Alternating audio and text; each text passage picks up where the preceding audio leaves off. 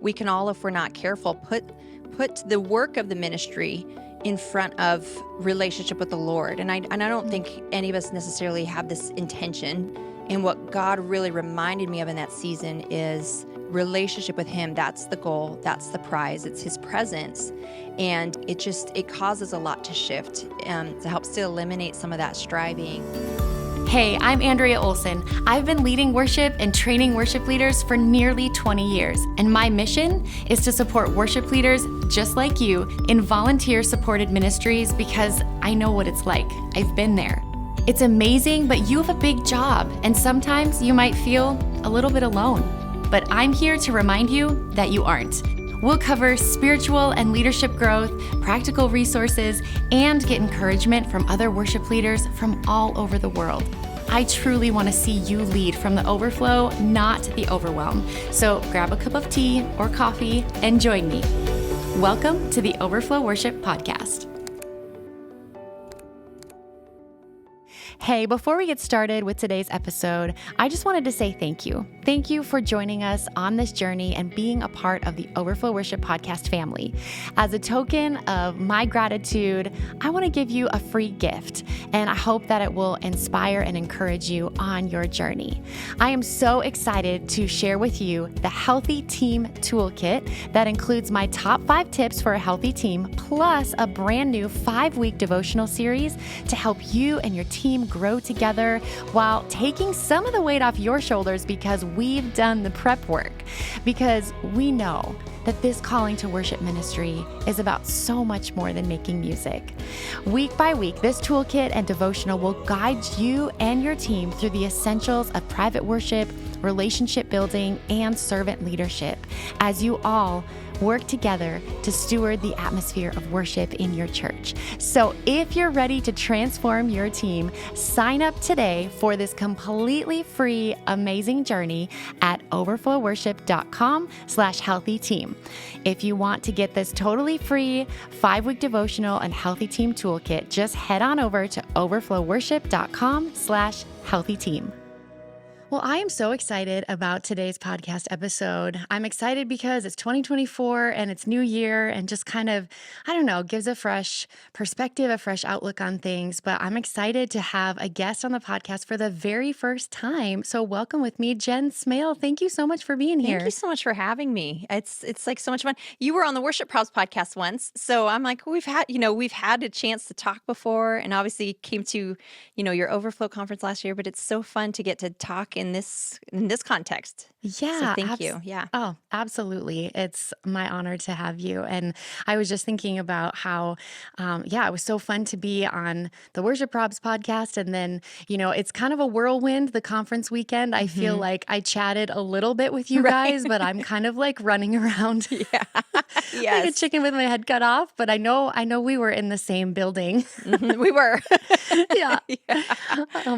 But so for our listeners, maybe for those who didn't get to chat with you that weekend or who weren't at the conference, can you tell everyone just a little bit about you? Sure. So I've been in ministry. I grew up a church kid. So I feel like anyone who grows up under the pews, their parent is, involved in ministry. It's kind of like this is your destined path.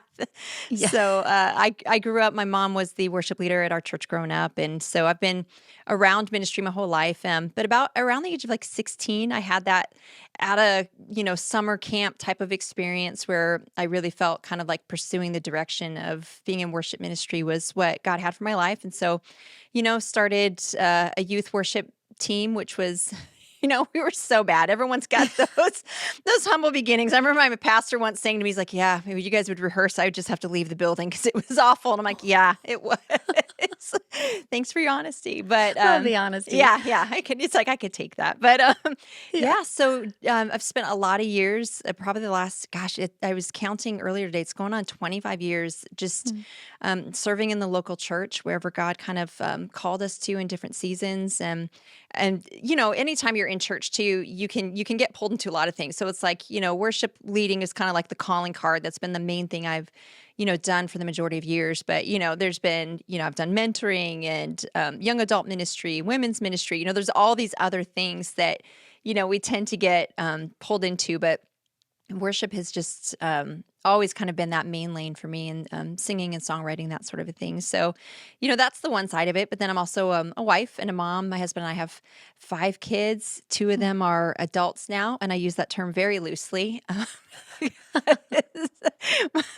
Because it's hard to like view them as adults, but yeah, my husband and I have 5 amazing kids, and just in this last year we went through a pretty incredible transition. We relocated to Middle Tennessee, my husband and I, with 3 of our kids. So our 2 adult kids stayed back in Arizona, and so yeah, that's life where we're at right now. Wow. Yeah. Wow. What a big jump from Arizona Right. to Middle Tennessee. Yes. And I have to say, I follow you on Instagram, and where you live looks very dreamy and Yeah. like just Yeah. relaxing. Like I want to have coffee with you on your porch. Yes, yes, you need to come do that. Well, and it's funny. So we wanted kind of like a little bit more of a rural experience. We were like, Mm. listen, if we're going to do this, we want to really do this. But at the same time, we're both city kids, and we have like no country survival skills. And so when we found our house, we were like, okay, this is the best of both worlds, because we're only 10 minutes outside of like the big, well, big for where we're at, big city. We've got Yeah. Target, Walmart, grocery stores, all of that. So we're only 10 minutes away. But just in that 10-minute drive, it's like it does feel a little bit more secluded. And yeah, so we absolutely love it. Oh, that's amazing. Yeah. Yeah, if you would have said, hey, we're thinking about moving up to where you guys are in Minnesota, I would have said, I don't know if that's a good first, like, middle Right. ground No, move from Phoenix. right. I don't know how you guys do it. I mean, it's beautiful up there, because I'd Mhm. never been until we came the other year for your conference. It's beautiful, but that cold. I mean, I'm adjusting right now to the cold here in Tennessee, and it's pushing me a little bit. I've got super thin blood from growing up in Arizona. I bet. Yes. Yes. Well, we love Arizona. We go there a lot. And so Yeah. it's always nice for us to like escape to that. Right? Yeah. to Thaw that out a warmth. little bit. Yeah. Yeah, exactly. Exactly. So you have been, well, you do a lot of things, right? Like you're a Yeah. mom and you're a wife, and you've been in worship ministry and you write music. But one of the projects you've been working on right now has been an EP, which is, Yes. by the time this airs, it's going to be out so people can listen. But Yeah. just tell us a little bit about your heart behind that project and kind of how it came to be. Yeah. So what's funny is I've been writing songs for a long time. I've recorded with like my former church. We, put out albums and stuff. And, in that context, it was like, this is great. This is our church. We're all doing it. But I never wanted to do anything solo or on my own. I didn't want to really be an artist. There, like all of that was just kind of, I felt like just uncomfortable with it. I'm like, oh, this isn't the lane for me. But a couple years ago, it was the top of 2022. I found myself just on the brink of like burnout and exhaustion. A lot of us, we'd all come through 2020 together, and we all remember what that was like.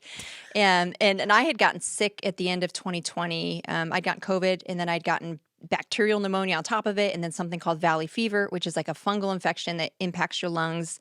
And it's not a quick recovery. You just have to kind of wait till your body works it out. And so all of 2021, I was just exhausted. I was, you're trying to keep working in ministry, trying to keep up with all of the demands, personal life, all of that. And so I hit the end of 2021, and I was like, this isn't good. I'm in constant physical pain.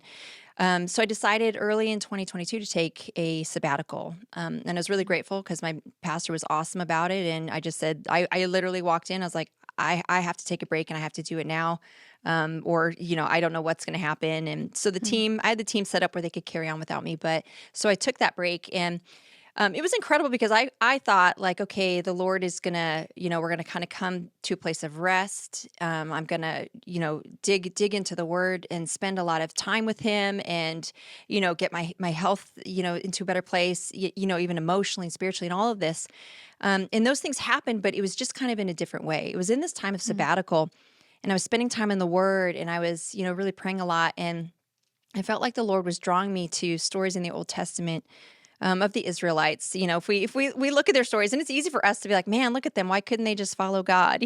I tend to do that. I tend to do that a lot. But I began to see, particularly what they were going through in Ezra and Nehemiah, where they were living in exile. I began to see it almost like through a different lens. They had ended up in exile because of idolatry, because they weren't wholeheartedly following the Lord. They had constantly turned away from, he had laid this path out. He wanted a relationship, but then they just constantly chose other things. They wanted to be like other nations. They wanted to be like everything else they saw.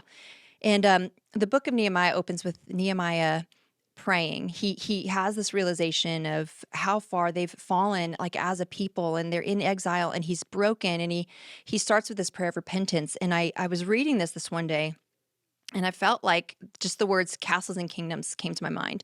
And it was just almost like this, I don't know if you've ever had it, one of those moments like this instant download. You've got like paragraphs of information just like in an instant. And I felt like the Lord, like there was this simultaneous thing happening. I felt like he was kind of like, listen, you've reached this point because you've been building castles instead of building a kingdom. And castle building looks like trying to keep up with other people or comparing and, just all of these things that are easy to do, things that we fall into as humans. And I felt like the Lord just started to talk to me about like, but what I see, like you tend to see your little castle. You tend to see just your ministry or what you're called to or where you're serving. You tend to see that, but what I'm seeing is a whole kingdom. And when you get so focused on your castle and what's in front of you, it can lead you to this place. And so there's just all this kind of swirling going on. And so the very first thing I wrote was the opening track, which is a lament. And I didn't even know what to call it in the moment. I just started writing these words down. I'm like, what is this that's coming out of me? And I'm writing them down. And I put on like a drone on my phone. And I just like quickly sang it and recorded it. And I'm like, what is this? This isn't even a song. Like, what just happened? What just came out of me? But then from that, I felt like the Lord was like, I want you to write some songs and do this project. And at first I was just kind of like internally going, no, because that's not something I ever want to do. Can I just write songs and give them to other people or, so it really challenged and stretched me, but it turned into this kind of journey for me where like the Lord used that sabbatical season to bring a little bit of like correction, to refocus me, to redirect me a little bit and realign me. And so it was just such a pivotal moment. So Castles and Kingdoms really is, most of the songs were written in that season of kind of like the sabbatical and then even coming out of it with this sort of different perspective and looking around at the church. And I have all these conversations with, different church leaders and people. And I feel like it's something that a lot of us will face at some point, in our journey.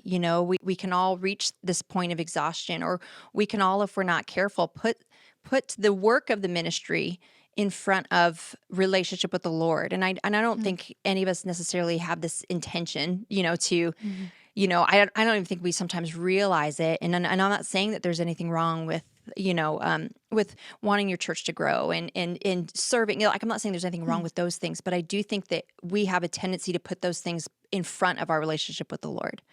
And what God really reminded me of in that season is relationship with him. That's the goal. That's the prize. It's his presence. And if we can just make that the focus, God, just every day today, I just want to be near your presence, and I'm not going to worry about opportunities, but whatever doors you open, I'm going to walk through them. Rather than me pursuing opportunities, I'm going to pursue your presence more than anything. It causes a lot to shift. It helps us to live from a place, I think, with a little bit more rest maybe in our spirits. It helps to eliminate some of that striving and whatnot. So that's kind of where all of this, all of these songs came from. There's one song on there that I actually wrote almost 10 years ago, and it's the track called Awaken. And what's interesting is that was a song that I just felt burned in my spirit about like kind of like spiritual complacency and apathy within the church. And I remember when I finished writing it, I felt like the Lord said to me, just in this moment, this is a song that the church is going to need 10 years from now. And my first thought was like, 10 years, that's a long time. And then my next thought was like, oh no, how much worse are things going to get, in 10 years? Like, wait, what? And so now so when it came time for doing this, I was like, oh, I feel like I need to put this song on there. And then, as these last couple of years have unfolded, I'm like, well, I see why. Wow. But yeah, so that's just kind of where it all came from. Wow. That is so beautiful. And what an incredible act of obedience on your behalf, just Yeah.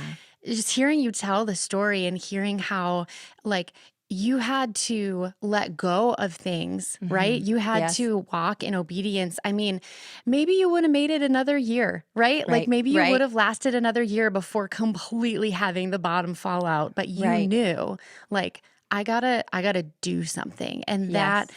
takes a lot of courage and a lot of dependence on the Lord. And then to to just have the tenacity through those quiet times with the Lord, because isn't Mhm. being quiet like really hard? It's Oh, so yes. much easier to be busy. Right. Like Yes. so Yes. much easier Yep. because I guess that's just the fallen world we live in. Mhm. But I loved hearing your story unfold. And those were the things that stuck out to me, that there's obedience and then tenacity through the quiet to really Mhm. dig in and say, like, nope, I'm here. Like, I'm Right. here. I'm going to dig in. I'm going to pray. I'm going to listen. Mhm. Um, and that's something that I just think we can all glean so much from. And the question that came to mind while you were talking was, what would you say, first of all, to the worship leader or artist or whomever, ministry, someone in ministry who they're not at burnout, but like, what Mhm. can they do to either like, well, hopefully bypass it, but like, how do we think forward? Right. I mean, you Right. even said a little thing Right. like, oh, well, I had team members who could lead for me. It's like, Yes. that's no small thing. Right. That's huge. And you did a lot of prep work to have that be possible. But Right. what would you say to a leader who's not there, but is thinking about it? Mhm. I mean, we have to be really intentional. I had team members in place because something I'm passionate about is raising up other leaders, and I do think one of the primary jobs of a leader is to replace themselves. And so that's always my model that I follow is replace myself, and it can be Mm, hard because you don't want to think, well, maybe what if someday they decide to, not use me anymore, and they want that person. And I think that can come from a scarcity mentality. Again, we have to remember that we're serving a very, very big God. And so mm, if he hands something, passes a baton from you put something in the hands of, another person, he's going to put something else in your hands. So, mhm, so I did have a team in place, but I would say something that I've really been mulling over the last couple years is the concept of rest. We are not great, especially in, the American society. We are mhm. not great about rest. Yep. It's I remember growing up when stores were closed on Sundays, or even Yeah. they'd close earlier because they respected rest and family time. And it just seems like as life has progressed, it's like, oh, stores are open 24 hours a day. And then, smartphones came along. And so, before it was like you only had your home phone. So if you weren't home, you were just living in the moment. No one could reach you, Yeah. and then cell phones came, and then now it's smartphones, and we're constantly accessible 24 hours a day. With news and just all sorts of things, people can reach us. And so I think even more so, we have to be intentional about rest. But rest isn't just this like polite recommendation from God. Yeah.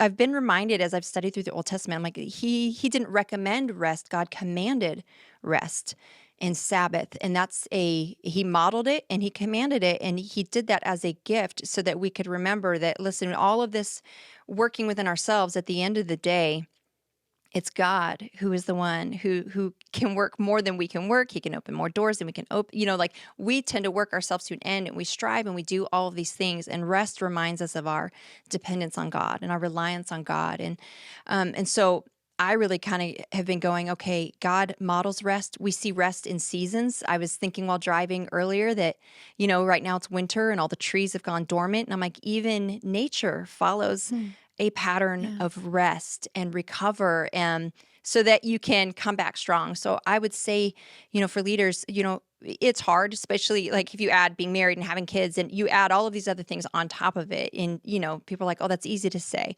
So I would just kind of go, we all have the same amount of time in any given day.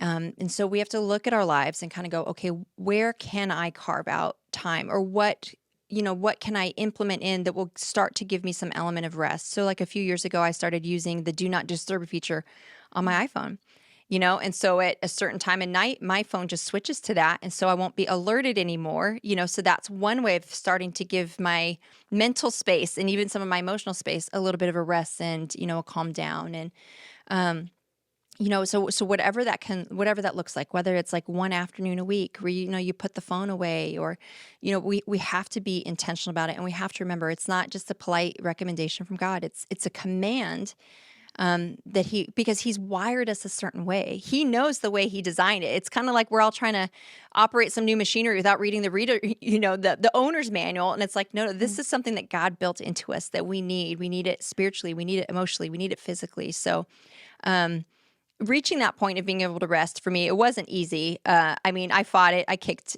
I kicked against it for a while. I don't want anyone to think, my husband was like telling me constantly, and he was like, Jen, you need to listen. If you don't listen to your body and to the Lord, you're going to crash. So don't think I'm better at it. It was very hard for me, but I will say it just kind of came down to a surrendered sort of posture and going, okay, God, you know what? Me working myself sick and doing all of these things that I'm doing, like this isn't working. And so I'm going to trust that rest, which is your design, is going to be better. You're going to accomplish more through me resting than I'm going to accomplish by me just continuing to go at this pace.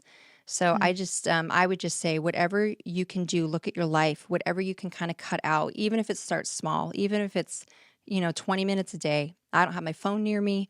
TV's not on, none of that's going on. I'm sitting, I'm breathing, maybe put on a little worship music, pray. Like we can start small, but our souls, our spirit, our mind, our body, we need it.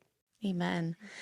It's so necessary. I feel like no matter how many times we hear it, it's like we need to hear it again and again Right. and again to just be reminded over and over, like, yep, this is still important. We don't like graduate to a season of life where we Right. don't need it anymore. I feel like the more that I progress through life, the more I need it, right? Yeah. So yeah, that's just such a good word. So for the leader who is at that point that you were at, and like, I can't do anymore, I need an immediate, something immediately has to happen. What would you say to them through their fears of, all the things? I mean, you can probably put yourself right back in that place Right. of all the worries and the what ifs and all Yeah. the things. So what Yeah. would you say to them to encourage them if they're in that season right now?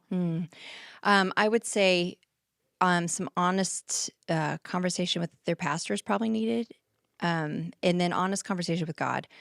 When I first went on my sabbatical, and it was really just because I'm like, I can't physically function anymore. But one of the things I felt like the Spirit kind of spoke to me in the first day was about how I define success. I felt like the Lord was like, Jen, you're defining success by, the role and the ministry involvement and everything that you're busy doing for me, which is all great.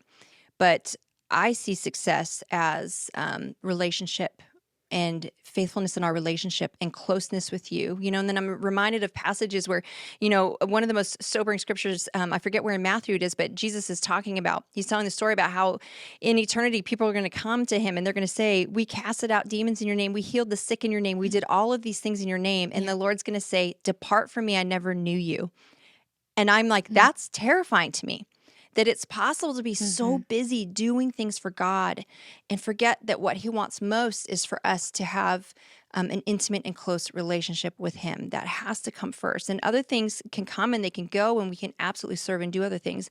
But I do think that for the leader who might be struggling, I would say, if you could sit down and, pray the prayer that David prayed, search my heart, God, show me where my thought processes might be off. Show me where, maybe there's insecurity and that's what's driving me to like not want to rest because I'm afraid I'm going to lose a position or I'm afraid that things are going to change. Show me these things. And then lead me in the right path, lead me in the right way. And at the end of the day, I think it kind of comes down to this choice, like, God, I'm going to choose to trust you wholehearteedly, whatever this journey may look like. I trust you. So if that means that, I'm going to take a rest and everything else seems like it falls apart, the church hires someone else because I needed a rest, I'm still going to trust you, God, that you have a plan, that you have a purpose, and that you're going to work all things for my good. But I would say they need to kind of go on that journey with the Lord. And then I do think talking with the pastor, because sometimes too, like maybe they don't need a full sabbatical like I took, but maybe it's like hey, can we reevaluate what things can we change? Or hey, can I come in later on one day a week so that I can, it's a conversation that can be had that might be helpful.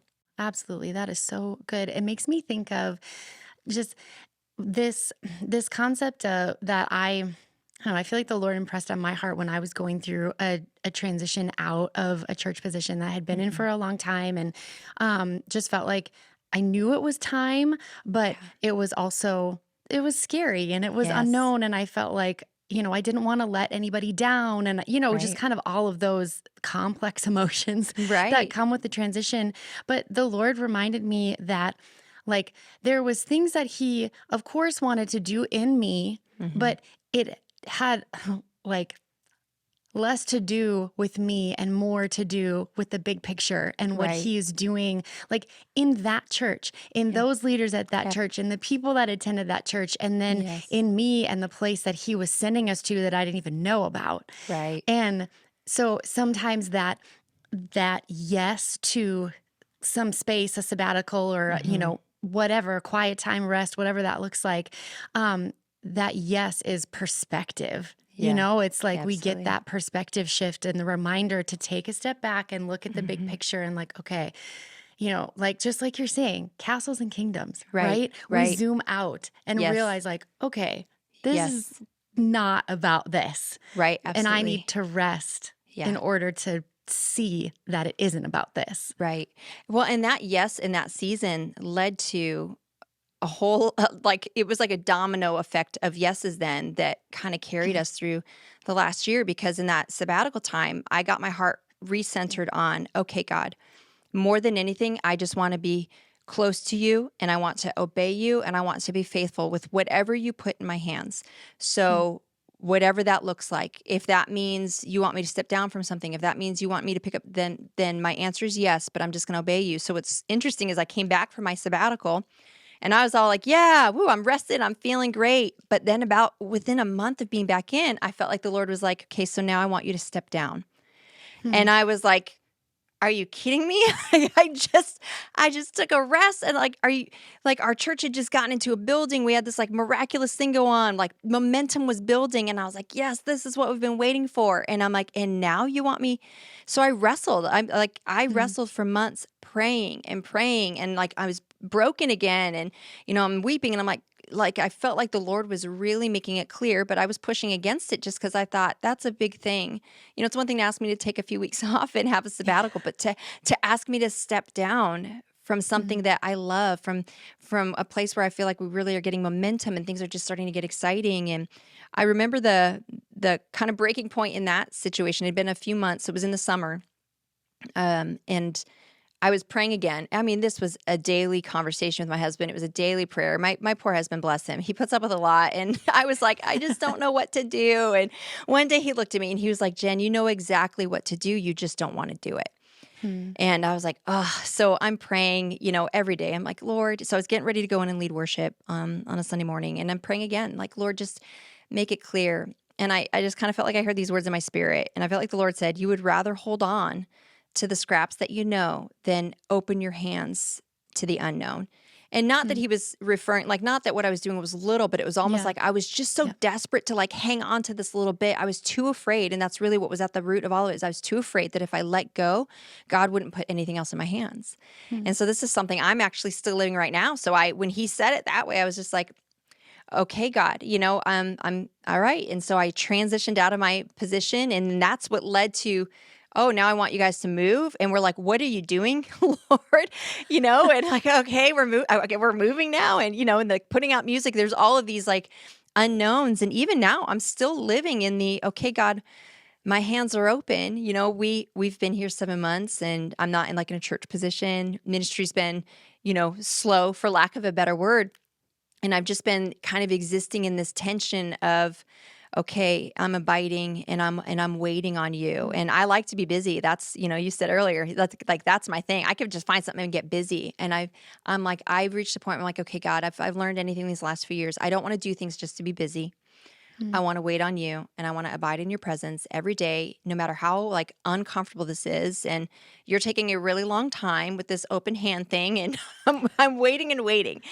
But I'm just going to continue waiting, and I'm going to continue trusting, because success to me now and the goal now is just, it's your presence. Like that's what I want more than anything, is to be close to you.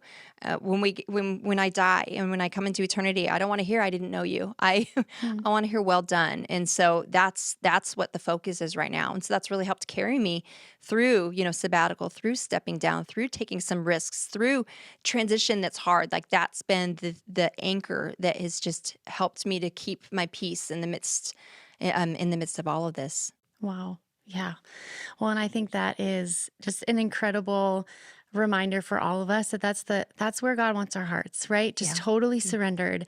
Yeah. And it's just, I keep thinking about the Cody Carnes song, right? Like, I just want you, nothing else, Yes. nothing else, nothing else. Yes. And sometimes it's a like heart, my heart's prayer. And other times it's like a reminder, right? Yes. Yeah. Absolutely. And so, yeah. So I just think that's such a great place to end our conversation. What a beautiful posture for all of us to be reminded of. And I just want to say thank you so much for sharing your heart and sharing encouragement for our people today. I know that there's a lot of people in this season. There's a lot of people in a season of transition, in change, and in wrestling.